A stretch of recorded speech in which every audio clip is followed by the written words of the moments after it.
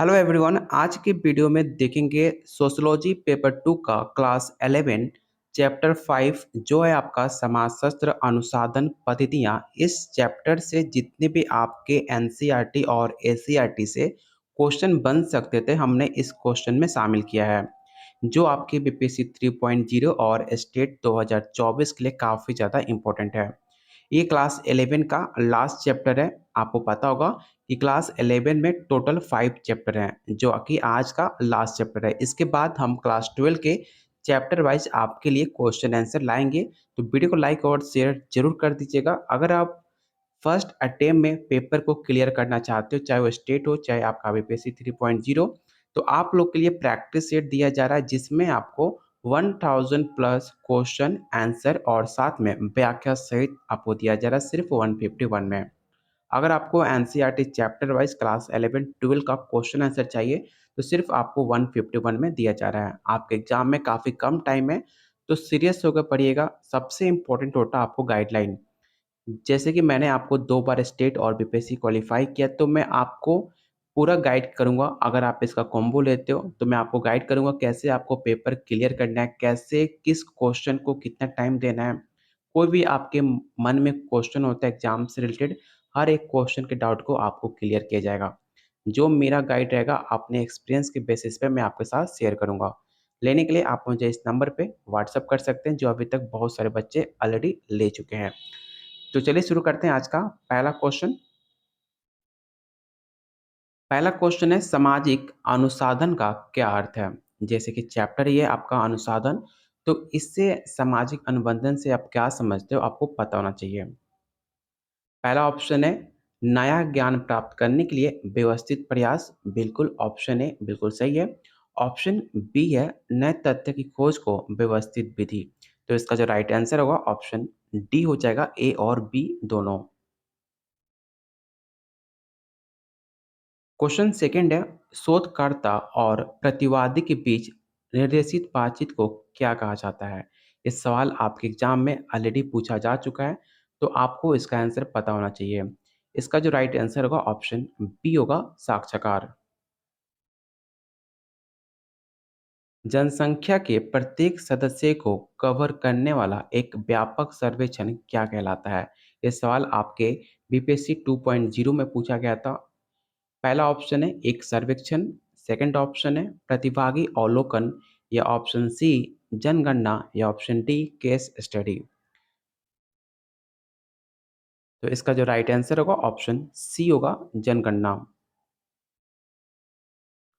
अगला क्वेश्चन काफी आसान सा क्वेश्चन है। आपको बताना है कि शोध का दूसरा चरण क्या है। तो याद रखिएगा, शोध का दूसरा चरण प्रक्रियाओं का डिजाइन करना माना जाता है। क्वेश्चन 5 मोस्ट इंपॉर्टेंट क्वेश्चन है, याद रखिएगा। जनसंख्या के प्रत्येक सदस्य को कवर करने वाला एक व्यापक सर्वेक्षण क्या कहलाता है? आपको पता होगा कि 2024 में लोकसभा की चुनाव हो रही है और उसकी लेकर काफ़ी ज़्यादा वोटिंग हर जगह हो रही है। तो ये सवाल आपके एग्जाम के लिए काफ़ी इंपॉर्टेंट हो सकता है। तो आपको बताना है कि जनसंख्या के प्रत्येक सदस्य को कवर करने वाला एक व्यापक सर्वेक्षण क्या कहलाता है? तो याद रखिएगा, जनगणना कहलाता है, ऑप्शन बी।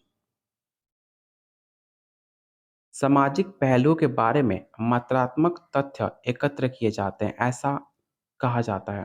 ये स्टेटमेंट किसके द्वारा दी गई है, आपको ये बताना है। आपको पता होना चाहिए कि आपके एग्जाम में स्टेटमेंट से लेकर 5 से 6 सवाल हमेशा पूछे जाते हैं।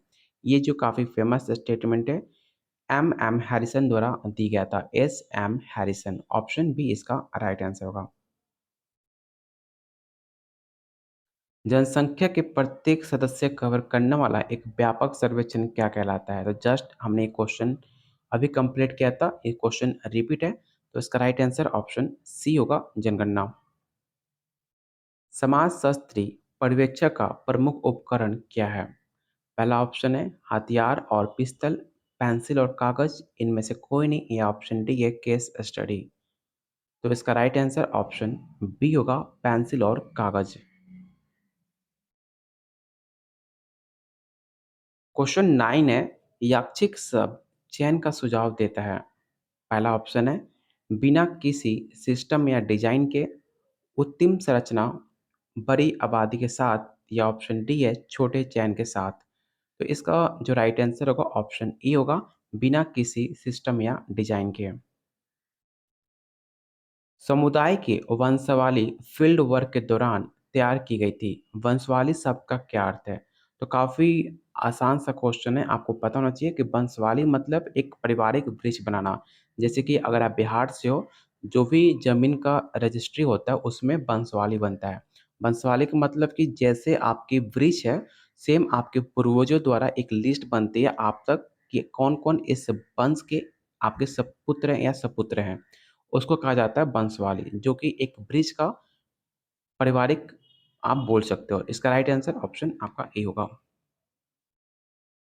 क्वेश्चन 11 ये सवाल आपके एग्जाम में पूछा भी गया था। प्रतिभागी अवलोकन के माध्यम से जिस मुद्दे का अध्ययन किया जा सकता है उसे हम क्या कहते हैं?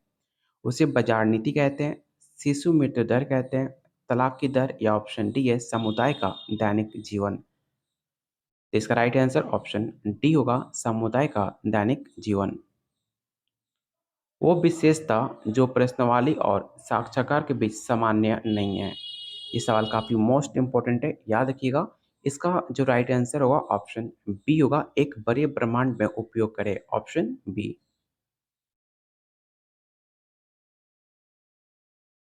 निम्नलिखित में कौन सा प्रयोग का समूह है?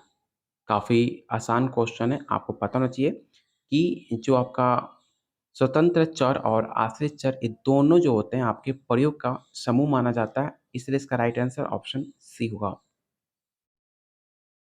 अगला क्वेश्चन है, नमूना चयन के उनके सिद्धांत में उत्तरदाताओं का चयन पूरी तरह से सहयोग किया जाता है।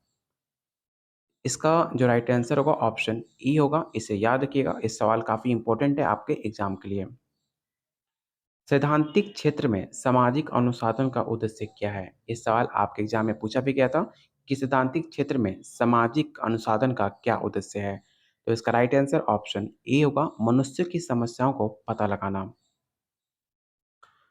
शोधकर्ता और प्रतिवादी के बीच निर्देशित बातचीत को क्या कहा जाता है? तो काफ़ी आसान सा क्वेश्चन है, उसे हम साक्षात्कार कहते हैं, ऑप्शन ए। द गोल्डन वॉफ पुस्तक किस प्रसिद्ध मनोवैज्ञानिक द्वारा लिखी गई थी? आपने स्टेट का पेपर अगर देखा होगा 2023 का, तो इस सवाल इसमें देखने को मिलेगा, द गोल्डन वॉफ। इस सवाल ऑलरेडी आपके एनसीईआरटी से लिया गया था। इसलिए मैं कहता हूँ कि एनसीईआरटी काफ़ी मोस्ट इंपॉर्टेंट है। बिना एनसीईआरटी कंप्लीट किए आप एग्जाम देने मत जाना। बिना एनसीईआरटी आप पेपर जो आएगा मैक्सिमम क्वेश्चन आपको एनसीईआरटी को टच करता है। इसलिए एनसीईआरटी आपका बेस है आपके किसी भी एग्जाम के लिए, स्पेशली बीपीएससी स्टेट जैसे एग्जाम के लिए। तो एनसीईआरटी जरूर कंप्लीट कीजिएगा। हर एक चैप्टर को काफ़ी डिटेल में एनालिसिस करने के बाद ये सारे क्वेश्चन को बनाए गए हैं। इसलिए हर एक क्वेश्चन आपके एग्जाम के दृष्टिकोण से काफ़ी महत्वपूर्ण है। याद रखिएगा, इस पुस्तक के लेखक जेम्स फ्रेजर हैं, ऑप्शन ए। और जितने लोग वीडियो देख रहे हो प्लीज़ वीडियो को लाइक और शेयर ज़रूर कीजिएगा, क्योंकि आपका एक लाइक हमें काफ़ी मोटिवेट करता है आप लोग के लिए ऐसी इंपॉर्टेंट क्वेश्चन डिटेल में एनसीईआरटी कंप्लीट करने के बाद ऐसे क्वेश्चन आप लोग के लिए बनाने के लिए। आपको सिर्फ एक लाइक करना है, बाकी इसको बनाने के लिए हमने कितनी मेहनत करी है आप खुद नहीं सोच सकते हो कि एनसीईआरटी को डिटेल में पढ़ना, उसके बेस पे आपको जो आपका क्वेश्चन का पैटर्न आपके एग्जाम में पूछे जाते हैं उस पैटर्न का क्वेश्चन बनाना इसमें काफ़ी टाइम लगता है। और आप लोग इतनी मेहनत करके भी आप एक लाइक नहीं करते हो, तो बस एक लाइक करो। हमें इससे क्या मिलता है, एक एनर्जी मिलती है कि आप लोग वीडियो पसंद आ रही हो, तो आप लोग के लिए ऐसे कंटेंट और ऐसे इंपॉर्टेंट क्वेश्चन बनाने का ट्राई किया जाता है। तो प्लीज़ वीडियो को लाइक, शेयर करके अपना सहयोग दे सकते हो, अपना सपोर्ट कर सकते हो, जिससे हमें एनर्जी मिलेगी आप लोग के लिए ऐसे ही इंपॉर्टेंट क्वेश्चन लाने के लिए, जो आपके एग्जाम में डायरेक्ट देखने को मिल सकता है। क्वेश्चन नंबर 18 है, चुनाव परिणामों की भविष्यवाणी करने में अनुसाधन की उपयुक्त विधि क्या होगी? ये सवाल काफ़ी इंपॉर्टेंट है, प्रेजेंट के सिचुएशन से ये सवाल आपके एग्जाम में पूछा जा सकता है। तो इसका राइट आंसर ऑप्शन सी होगा, सर्वेक्षण। मनुष्य का आचरण अनुसरण क्या करता है? पहला ऑप्शन है कुछ निश्चित कानून, पैटर्न, समाज या ऑप्शन डी है केवल ए और बी दोनों। तो इसका राइट आंसर ऑप्शन आपका डी होगा, ए और बी दोनों। क्वेश्चन 20 है, समाजशास्त्र में गुणात्मक पद्धति का संबंध किससे है? पहला ऑप्शन है दृष्टिकोण, राय और भावनाएँ। द्वितीय डाटा, लोगों को लाइव अनुभव या ऑप्शन डी है नमूनाकरण सिद्धांत। तो इसका जो राइट आंसर होगा ऑप्शन ए होगा, इसे याद रखिएगा, इस सवाल काफ़ी इंपॉर्टेंट है। Question number 21, the golden wharf just मैंने बताया जेम्स फ्रेजर। ऑप्शन ए, जांच का क्षेत्र का मूल तत्व क्या है? परियोजना का योजना बनाना, समस्या तैयार करना, उपरोक्त में से कोई नहीं, या ऑप्शन डी है एमिल दुर्कहेम।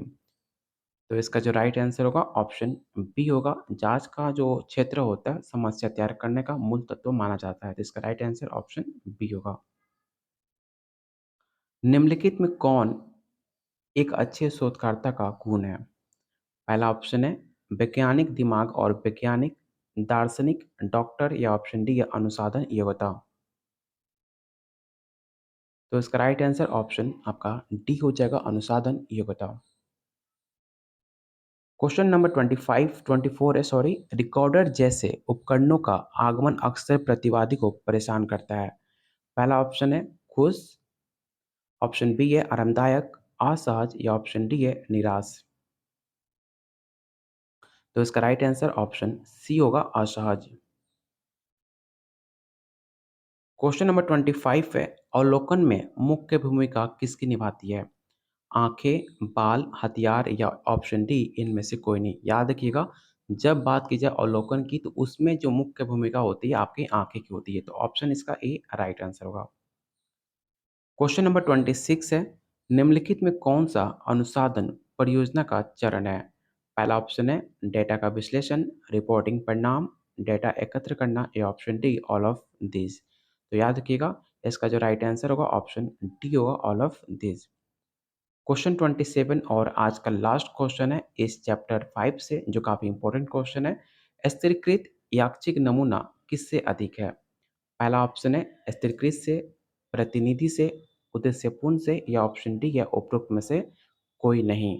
तो इसका जो राइट आंसर होगा ऑप्शन बी हो जाएगा। तो ये रहा आपका क्लास 11 का लास्ट चैप्टर 5 का टोटल 27 इंपॉर्टेंट क्वेश्चन, जो आपके बीपीएससी 3.0 और स्टेट 2024 के लिए काफ़ी ज़्यादा इंपॉर्टेंट है। अगर आप इसका नोट्स लेना चाहते हो, फर्स्ट अटेम्प्ट में पेपर को क्लियर करना चाहते हो, तो आप मुझे इस नंबर पे व्हाट्सएप कर सकते हो, जिसमें आपको प्रैक्टिस सेट 1000 प्लस क्वेश्चन आसान भाषा में व्याख्या सहित दिया जाएगा। साथ में आपको एनसीईआरटी क्लास 11 और क्लास 12 का एमसीक्यू दिया जाएगा, जो काफ़ी आपकी लाइफ को चेंज करने वाला, आपके पेपर को क्वालिफाई करने में काफ़ी मदद करेगा। साथ में आपको गाइड किया जाएगा कैसे आप फर्स्ट अटेम्प्ट में पेपर क्लियर कर सकते हो, किस टॉपिक को, किस चैप्टर को पहले कंप्लीट करना है। हर चीज़ सवालों का जवाब आपको दिया जाएगा। हर चीज़ के लिए आपको इस नंबर पे व्हाट्सएप कीजिए। बाकी वीडियो को लाइक और शेयर ज़रूर कीजिएगा, क्योंकि आपका एक लाइक हमें काफ़ी एनर्जी देगा आप लोग के लिए ऐसी कंटेंट बनाने के लिए। तो बहुत जल्द मिलते हैं एक अगले क्लास में, तब तक के लिए वीडियो को लाइक और शेयर ज़रूर कीजिएगा।